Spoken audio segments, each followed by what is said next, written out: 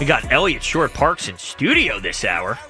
What up? What up? Man, I think this is the first time we've ever been in studio together, if I'm not mistaken. Yeah, I so think you're very right. excited. And of all the days to be in, too. I mean, talk about maybe the biggest day at the station of the year. Very excited to be in with you for this. Got the nice cutout right there. Got the shirt on. It's nicely done. Yeah, thank you. Thank you very Yeah. much. Now, I was informed by Ike that I need to watch out for you. Oh, yeah? Well, you like to fight and debate. Yes. Well, I think it's more I like to fight and debate with Ike. Okay. Yeah. Okay. I mean, trust me, I'm not afraid of debating you. No, what is that? What, you think you can win? Are you talking about I'm an easy, you can walk all over me? A little puck if you want, get into that. I grow out the hockey beard knowing I was going to be in here for this, so we'll see what we get into. But no, I think it's a Jalen day. Okay, I just want to make sure you're not going to come in here and say, well, actually, Jalen is the 9th best quarterback according to EPA. No, I'm not an EPA guy. You're not an EPA guy? This is what's interesting about Jalen, and I was thinking about it on the way in here, and this is why I think it's great you're having an appreciation day for him. He deserves an appreciation day, right? And one thing I think fans should appreciate about him the most is I was doing, earlier looking this up. I'm going to read a list of names for you. So this is, ready? Michael Vick, Kevin Kolb, Mike Kafka, Vince Young, Nick Foles, Trent Edwards, Matt Barkley, Mark Sanchez, Sam Bradford, Chase Daniels, Carson Wentz, Nate Sudfeld, and Josh McCown. Those are all the quarterbacks I've had to cover since McNabb left. Those are all the quarterbacks that the team tried. Not all of them were trying to be a franchise quarterback, but all guys they started in games between McNabb and Jalen. And if that doesn't make you appreciate Jalen, I don't know what is. Me and you can debate where Jalen ranks. Me and you can debate if he's having a good year. I think he's not having a great year. That's fair. But there is no question that he has settled the quarterback position for this franchise in a way they've never had it settled. I mean, he is not only young, and not only does he represent the franchise well, there's no questions about him. Like, what's the question about Jalen? He's won the Super Bowl. He's won a playoff game. He's won big games. Does that mean he is like the best quarterback in the NFL? No. Does that mean he's going to be perfect every week? No. Does that mean he won't have bad years? No. Patrick Mahomes is having a bad year out in Kansas City. Not going to make the playoffs, injured, didn't play well when he played. Jalen, I think, is getting better as the year has gone on. I think he's had good games, but I don't think he's had a great year. I think that prior to the year, he probably ranked higher than you probably would put him right now.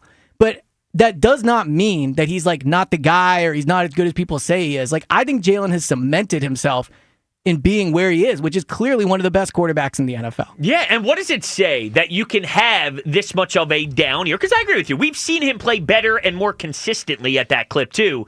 That you're now sitting here with 2 games to go, and maybe you can get a 2 seed in the NFC. And maybe this is a discussion about the state of the NFC and blah, blah, blah, blah, blah. But the truth is, but to be fair, Tom Brady beat up on a bad AFC East damn right. all the time. McNabb, for as great as those early Eagles teams were, and those were like my teams growing up, they were in a bad NFC East too, right? So I think we do this thing when we're in the moment of like, well, actually, if you look at who he's up against, it's actually not as tough as you think. But all these great teams, all these great quarterbacks, all these great teams, they all face subpar competition to an extent. But also, Jalen has beaten Patrick Mahomes in a Super Bowl, so he has big quality wins on his resume. I can't wait for this backstretch to go the way that I think it will. And then all those weeks where I had to sit there and just own it that Jalen was rough and he had a bad effort and this and that. What's going to happen when we're in an NFC championship game and this guy's coming off of a 250-yard performance? I know not the most splashiest, but efficient. Maybe he's got 2 rushing touchdowns. Actually, the passing touchdowns this year are out of this world. Maybe it's he's going to set a career high. I'm in a tough spot on deciding where the training camp stats go. I am a pro training camp stat guy. That's because you're a football guy, right? That's how I know. But, I mean, I don't think Jalen's having a great year. Like, his accuracy has gone down. I think they've needed him in games this year to be better than he was. But ultimately, when push comes to shove, am I really taking another quarterback in the playoffs over him? I think the only debate would be Matt Stafford. Sure. Yeah. That would be the only one. But outside of that, Jordan Love, no. Sam Darnold, no. Who else is in there? Brock Purdy. He's been really good this year. He's made a Super Bowl. I'll take Jalen Hurts over him. Jalen has won a Super Bowl. He's been to 2 Super Bowls. He's been more consistent. Bryce Young, Baker Mayfield. Like Byron Young. Is he our defensive tackle? I know, the defensive tackle. Yeah, I was talking defensive tackle earlier on the Go Birds pod. But if you just look at the NFC, Jalen is at worst the second best quarterback going into the playoffs, and that is where you ultimately going into the playoffs. You want to have the best quarterback and head coach, and I think the Eagles are certainly in that discussion. It's either McVay, Stafford, or the Eagles duo. Yeah, and you know what? If it's a coin flip, let's say hypothetically it's a coin flip, then you're on pace to be with Matthew Stafford and Sean McVay in a coin flip. Doesn't that say something? No, I like Jalen and Nick Sirianni a little bit more. Just saying. But if the worst case scenario is it's a coin flip, don't you think that perspective matters? Yeah. Man, people are nuts. Let me tell you something, Ellie. People are nuts. Well, this is why we need a true football guy in here to talk about it, right? I know you like to puck it up, but I think, when it comes to football, it seems like, you don't know as much as me, but you know a thing or two. I know a thing or two. You know a thing or two. I know a thing or two. All right, let's get to the Twitter question, which is sponsored by Mark's Jewelers. Only 2 shopping days until Christmas. Mark's Jewelers has locations in Montgomeryville, PA, or Mount Laurel, open daily through Christmas Eve. Do you believe in Jalen Hurts is the Twitter poll. Still at 90-10. 90% say yes, 10% say no. I do feel a lot of that is because smart people follow me, and that is where... Was this on the afternoon account? Nope. Okay. My personal. Okay. Oh, if this was on the afternoon account, I don't know how that would go. 60-40, 70-30, Probably. something like that. How do you not believe in Jalen? I just don't understand. I mean, look, he's not had a good year. Well, but we're about to win the 12 games with him but not having a good year. We've seen it. They've needed him to step up at times here where he is not. That throw to the Chargers game, the Goddard throw was unbelievable. The Goddard throw was unbelievable. For sure. That throw to A.J. Brown against the Chargers, we'd be having a whole different conversation. Agreed. But he also turned it over a bunch of times. Yeah, but even with... But he still turned the ball over in that game. But let me tell you something. The fact that someone could have that egregious of a game, and here he is going, move, what do you do? And the ball gets right into his hands. Yeah. And he just delivers a beauty dime right on the money to AJ in the back of the end zone. Doesn't that take stones? It does. Well, I think Jalen's best quality is he's clutch. As poor as he played against the Chargers, when they were in the red zone at the end of the game, I thought they were going to win that game. Mm-hmm. And I would think most people would have agreed with you. Or agreed with me. Right. Not so much agreed with me personally. Nobody ever agreed with me. Right. But would have agreed in general they were going to win the game. Yeah, that was a rough one. We all make mistakes. Jalen had a rough mistake. He did. Bounced back, though, with 2 straight dubs. I love talking football with football guys. Mm-hmm. You obviously qualify as that. Mm-hmm. It's a little quieter maybe than normally my Tuesday shifts are. Normally by now, Ike's taking his glasses off and is sweating. But that's why I love learning from Ike in those debates. All right, so that's perfect that you brought that up because I wanted to get your thoughts on just the state of the Eagles and all that. Because I'm a listener. I love the afternoon show. I'm a big fan. I love when you're on Tuesday. I love the whole thing. And there are some days where it seems like you're very pro-Eagles in the way that they're trending. There are other days where you seem a little bit in question. What is the official ESP stance as we gear up for a big game on Sunday? Here's 2 things you have to know about me. Okay. First of all, I love the emotional roller coaster. I love being 1 week down on the team, next week up. I'm fine with that. Okay. Things change in the NFL.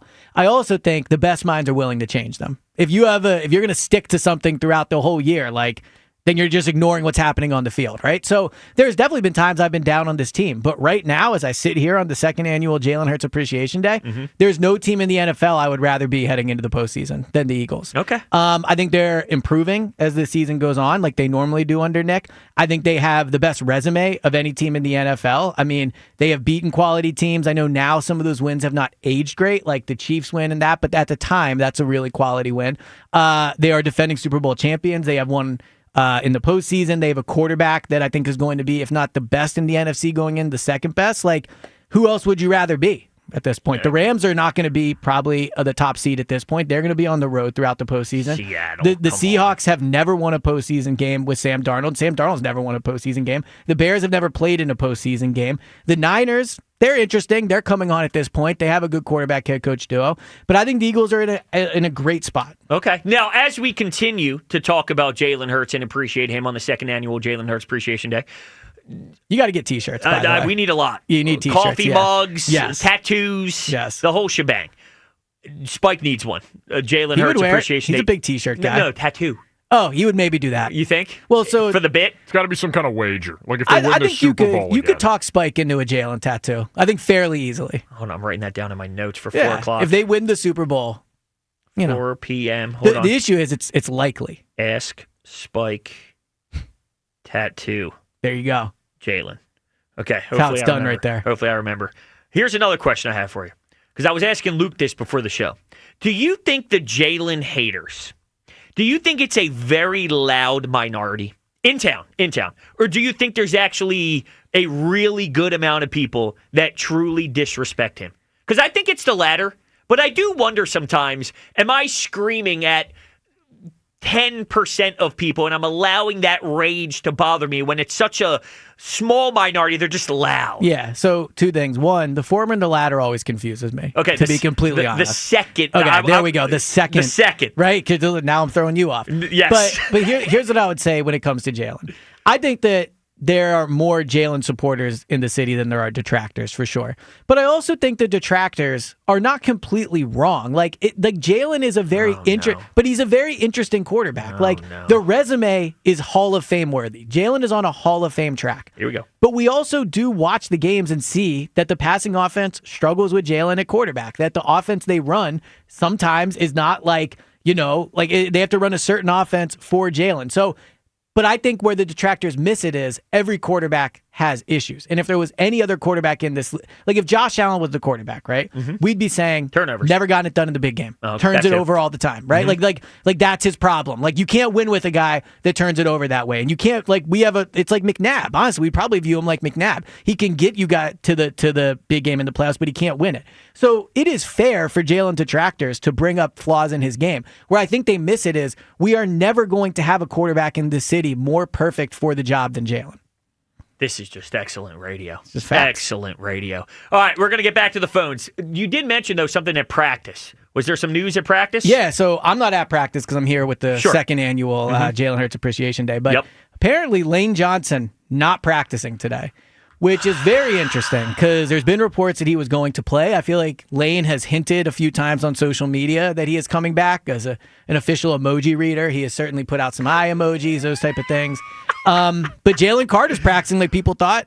Like Jalen's out there. So two things. It's either it's not recovering the way that it needs to recover, or they're thinking it's just really not worth putting you out there. Let's get you ready for the playoffs. So I'll be honest in saying, I don't have inside information about this one. This is just reading the tea leaves. Sure. But when Adam Schefter says you're expecting to play, that's Howie Roseman telling Adam Schefter. You don't think? It's that, or I don't want to guess the source, but it is not Joe on the corner. It is one of three people that would know the answer. So it's hard not to feel like at this point Lane's not recovering the way they wanted to. There was a piece on Hard Knocks where they're doing this whole thing about how he's recovering quicker than people think, and they're in the barn working out. And then there's reports he's probably going to play against Washington. Doesn't do that. Reports he's going to play this upcoming week. He's not practicing today. So I think Lane is obviously a hard worker. He's clearly proven to be a quick healer, but it is just very weird that he keeps not practicing after all these reports that he is going to play. Yeah. All right. We'll continue to monitor the situation.